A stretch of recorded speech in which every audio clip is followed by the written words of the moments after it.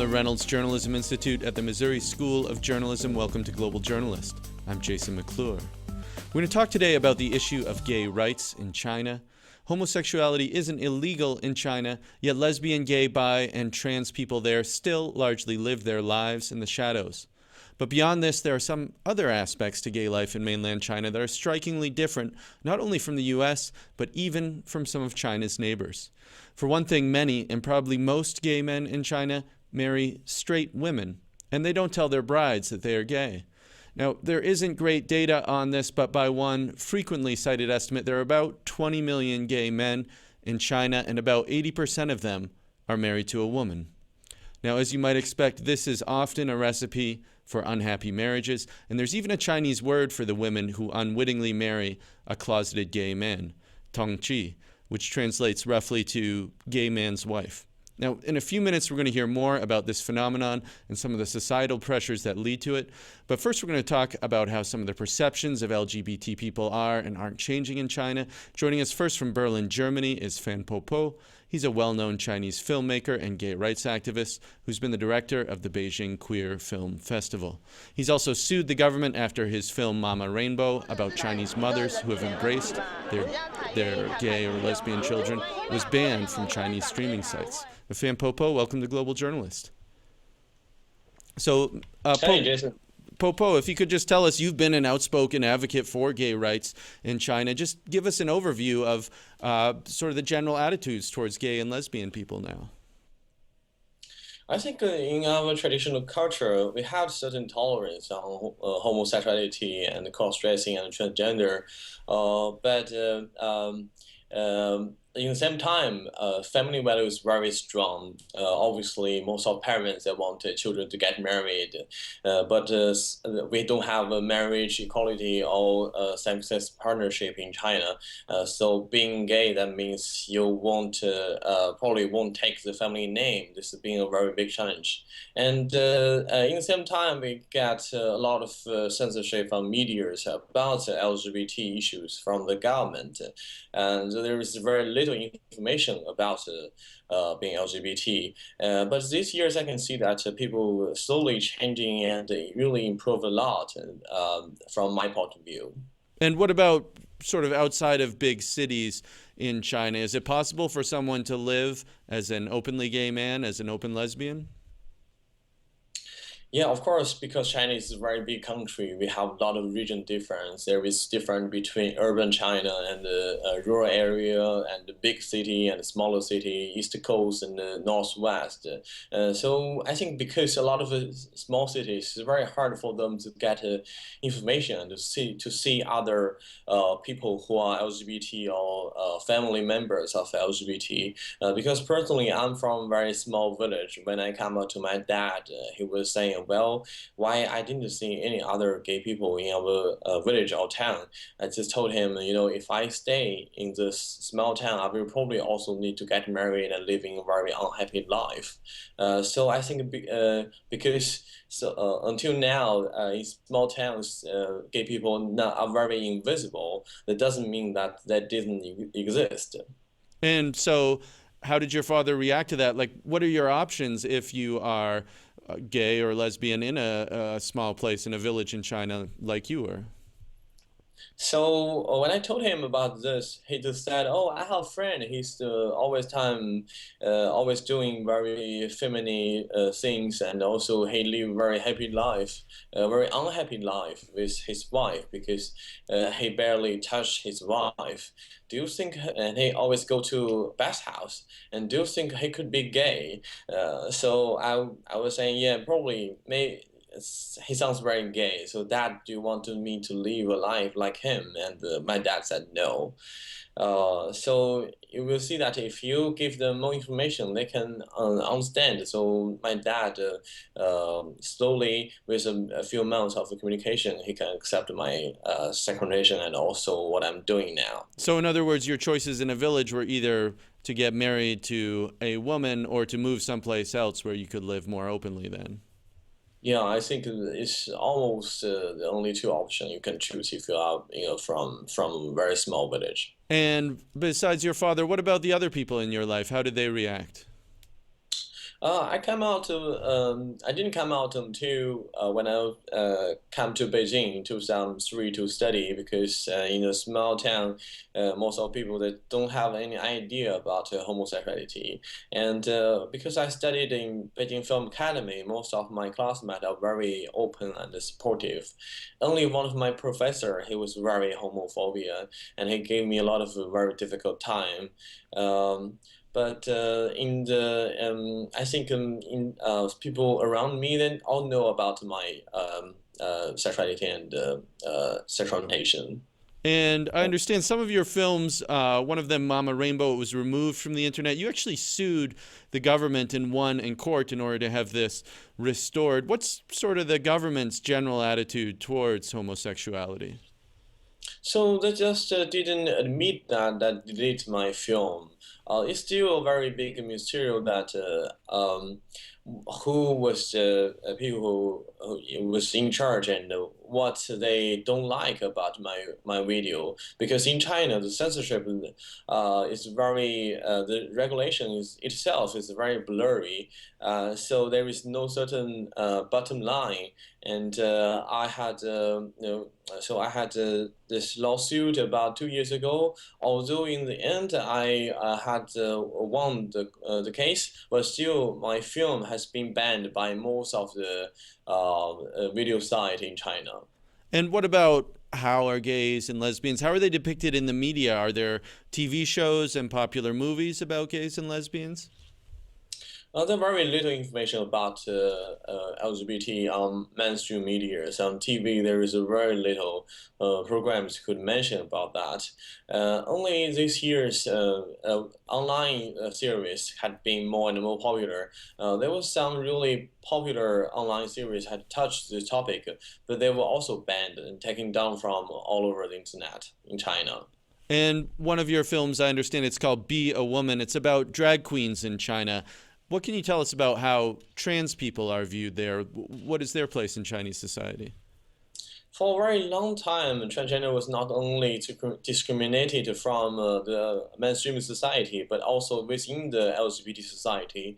I remember when we were organizing the Queer Film Festival, very often I get audience come to me saying, "Oh, please don't show those films about the transgender. They made the mainstream people think we are all going to change our sex. But I'm just falling in love with someone have the same gender with me. So that's the reason why I want to make this film, Be a Woman, to it's like a statement of mine to support my transgender friends.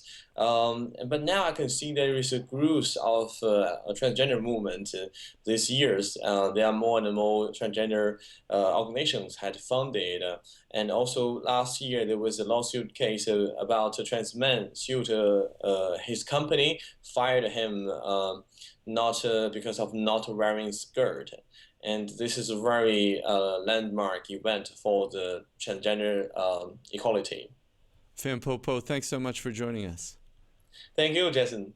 A reminder that you're listening to Global Journalist. We're talking today about the lives of lesbian, gay, bisexual, and trans people in China. As we mentioned earlier, there are millions of gay men in China who marry straight women because of societal pressures. And to hear more about this and some other aspects of gay life in China, we're going to bring in three other guests who have followed this issue closely. Joining us from Providence, Rhode Island, is Casey Miller. He's an anthropologist at Brown University who studied the lives of gays and lesbians in China and is writing a book about sexuality in the country. From Auckland, New Zealand, we're joined by Benjamin Law. He's an Australia-based journalist and screenwriter and author of the book Gaysia, Adventures in the Queer East.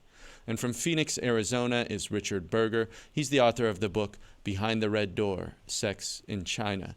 Welcome to all of you. Casey Miller, let me start with you. I understand that as you were doing some research on sexuality in China, you encountered this tongqi phenomenon. What do we know about it? How widespread is it?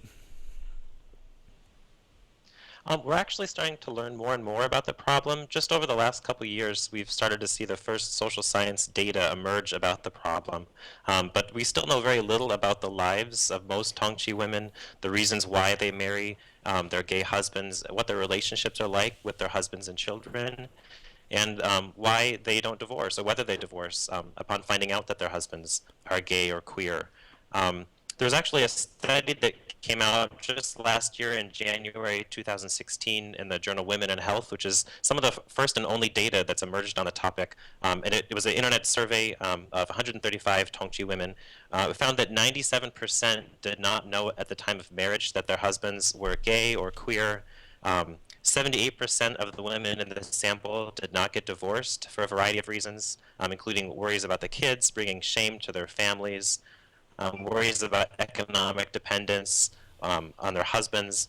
They also found that there's very low rates of physical intimacy between Tongji women and their husbands, with some 36% of respondents in the study reporting only having intercourse with their husbands a few times a year, and 43% reporting they had never kissed their husbands or been kissed by their husbands. There's also higher rates of physical or domestic abuse in these relationships, so 23% in this one small study compared to 7% in the general population, which is over 3 times as high. And also the study found that 92% of the respondents had symptoms of clinical depression, which is much higher than the general population. Well, Benjamin Law, so let me just turn this to Benjamin Law for a moment then. What can you tell us about some of the societal pressures that make this such a common phenomenon? Well, when you're thinking about Chinese people, LGBTI people in China, I don't think you can really underestimate how much pressure there is to marry, and that's not simply pressure from parents to children either. That's pressure that people will feel within themselves. Coming from a Chinese background myself, so my parents are Hong Kong Cantonese in background, although I was born in Australia, I do have some sort of insight into that expectation to marry. It's also almost seen as part of adulthood, that's the next stage, that marriage grants you legitimacy within adult life. When you reach your 30s, especially in mainland China, that stigma against you starts to grow if you're unmarried, and that's kind of amplified in a few ways if you're in mainland China as well.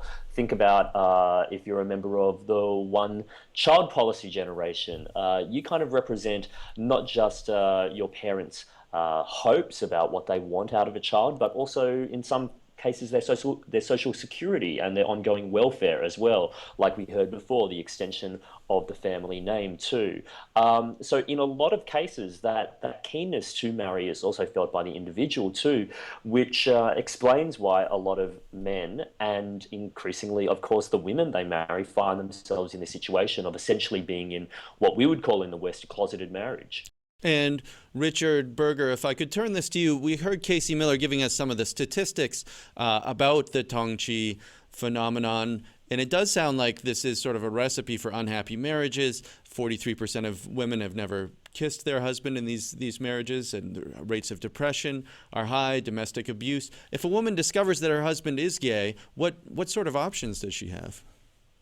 There is now support for tongqi. There are websites they can go to. There are hotlines they can call where there's a lot of support. Women share stories. They discover that they're not the only one in a relationship where there's no sexual satisfaction, and they usually don't divorce. As my former speaker said, most of them stay married, maybe because of financial reasons, also because they've had a child and they need to please their parents. It's a terribly, terribly tragic thing that 20 or 40 million Chinese people have to live behind a front, have to live behind a lie. And that is a true tragedy. And Richard, what is the history of this? Is this an old phenomenon, or is this something that is more modern? It's more modern. China used to be quite open about homosexuality. Back in ancient times, it was considered prestigious to have a male lover. I mean, it's only post-Mao that homosexuality was declared a form of spiritual pollution, and it was literally wiped out. Under Mao, a black curtain came down, and he wrapped the country in a cocoon of chastity.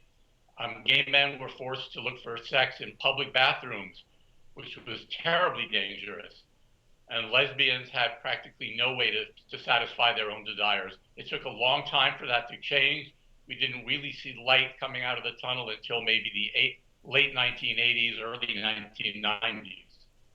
And Casey Miller, if I could turn this back to you, we talked about Tongqi, where there are women who are sort of deceived into marrying gay men because of societal pressures. What about the opposite? Are there also straight men who end up marrying lesbians?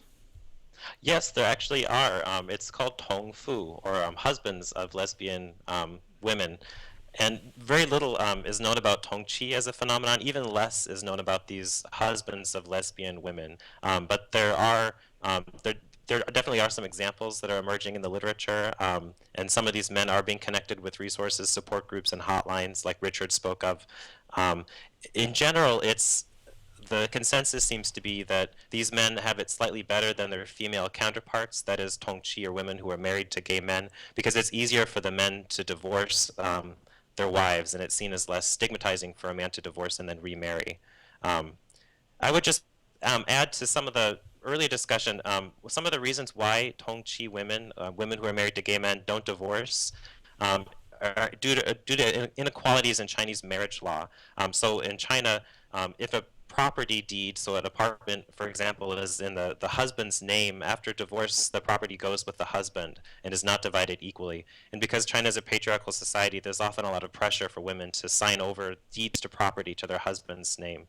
And also, in China's marriage law, as Popo said earlier, the Chinese government does not recognize homosexuality or homosexual relationships. So although an affair is often grounds for divorce and even compensation, if the affair is with a same-sex partner, the courts have no legal remedy. So tongqi who seek to divorce their husbands after finding out that they're gay or oftentimes having affairs with other men find that they have no legal recourse in the courts. And Benjamin Law, I understand that there are also kind of sort of form or arranged marriages where a gay man and a lesbian woman will knowingly marry each other sort of as a cover and then sort of go on with their lives. How common is that? How do people find each other?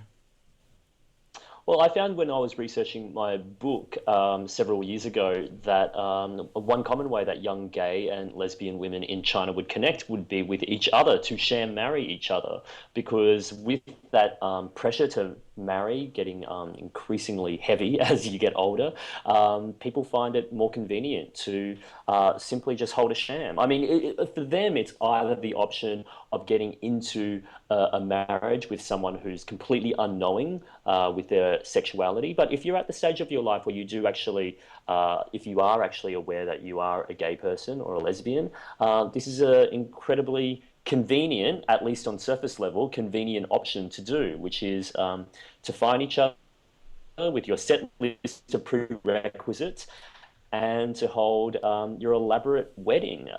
When I was over in China, there were websites and classifieds forums where gay men and gay women were seeking each other out, and they would find each other with, say, their criteria was a marriage in law. Other people would say that their criteria was, no, we're only holding the ceremony, but nothing legal is going to be determined through this arrangement. Other people did want children. Other people wanted to share property as well. So it's almost like this strange game show where you've got a bullet point list of what you need out of this fake marriage and they have theirs.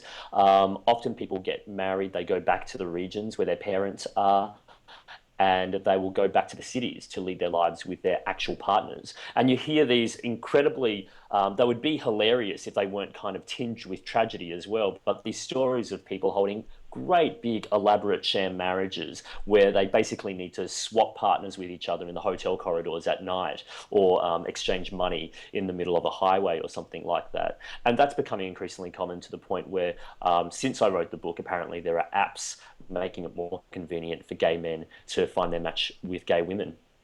You're listening to Global Journalist. I'm Jason McClure. Today we're discussing some of the challenges for lesbian, gay, bi, and trans people in China.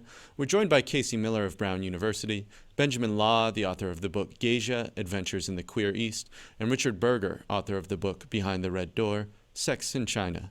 For more Global Journalist, you can visit our website, globaljournalist.org. There you'll find our ongoing coverage of underreported international issues, including an interview with a Tongji, or gay man's wife, in China, who divorced her husband after learning he was gay. You can also check out Global Journalist on Facebook or Twitter, or subscribe to the videocast of this program on YouTube. Richard Berger, let me turn this to you now. I know that until fairly recently, homosexuality was officially considered a psychiatric disorder, a mental illness in China. How widespread is that view today? Okay, homosexuality was actually at first listed as a criminal, as something you could be arrested for under Mao, when homosexuality was literally wiped out. However, okay, sorry about that. In 1997, it was delisted as a mental illness, and we rapidly saw the rise of gay bars, even gay bathhouses in Beijing and Shanghai. This was an incredibly rapid progress that was made for homosexuals. And now, I would say the urbane people in the coastal cities like Beijing and Shanghai are basically comfortable with homosexuals as long as it's not in their immediate family. If they're in your immediate family, you're under pressure to get them married. But I find increasingly, especially with younger people, homosexuality is a far more acceptable form of self-expression. In 2009, when I was living in Beijing, there was a wedding, a mock wedding of homosexuals in the middle of Tiananmen Square. This received huge attention. China Daily, the biggest newspaper in China, splashed a photo of the couple kissing themselves at Tiananmen Square. And all the feedback was positive about it. Other Chinese newspapers have featured weddings of mock weddings, ceremonial weddings of lesbians. So I find I wouldn't be surprised if after a few generations, homosexuality is actually legalized in China. We are nowhere near that now. It's still too much of a taboo, but I see we're heading in that direction. And Casey Miller, if you could pick up on this point, for many years in the United States and other countries, if you came out as gay, oftentimes your family members or others would pressure you into going to sort of a conversion therapy or talking to a psychiatrist. Is that something that happens still in China? Yes, it is something that's happened, and that still happens. There was a famous court case recently where a man who had been pressured to go to a conversion, so-called therapy program by his parents and felt that he was psychologically harmed by his participation in the program, actually sued the program and won in court, and also sued an online search site that provided him an advertisement and a link where he actually clicked through to find this this gay therapy program. So that they're not they're being increasingly legally discouraged in China, as they are in other countries, including the United States. But this is another form of pressure that's often brought to bear upon queer people in China who do come out to their parents. But it's important to note that most queer people in China, at least according to my research and that of others, are not out to their parents or their extended family members. Only a relatively small portion of people take the step to come out. Coming out is really not seen in China as a viable option by a lot of queer people because they're afraid that it will lead to harm to their parents, to social avoidance, to stigma or discrimination. And those few people in my study who were out to their parents, either lesbians or gay men, found that coming out to their parents actually did not decrease rather, the pressure that they had from their parents to get married. So a lot of times when so even though they went to their parents and told them that they're gay or lesbian, they still felt pressure from their parents to get married and have children. Definitely. I had one informant who told me that when he came out to his parents as gay and said he wasn't going to marry, his parents, after a lot of work, said that we can accept that you're gay, but we cannot accept that you won't get married. And he ended up getting married. So a lot of times, these marriages to women without their knowledge of their husbands being gay, it's not just the husband that's keeping the secret from them; it's their entire extended family, including their parents-in-law. And Benjamin Law, if I could turn the issue to Taiwan, which is culturally similar to China in many ways, I understand there the Taiwanese legislature is close to legalizing same-sex marriage. So how is it that sort of the culture, the environment for gays and lesbians in Taiwan is so different from that in mainland China? It's interesting. Here over in Australia, where I'm based, we often joke that we expect Taiwan to pass same-sex marriage before we do. even though there is a popular will amongst the Australian people, and it's been on the agenda for well over a decade here, when we observe overseas territories, including Taiwan, we say, wow, there's kind of a political kind of push and movement there that seems much stronger than in the political classes in Australia.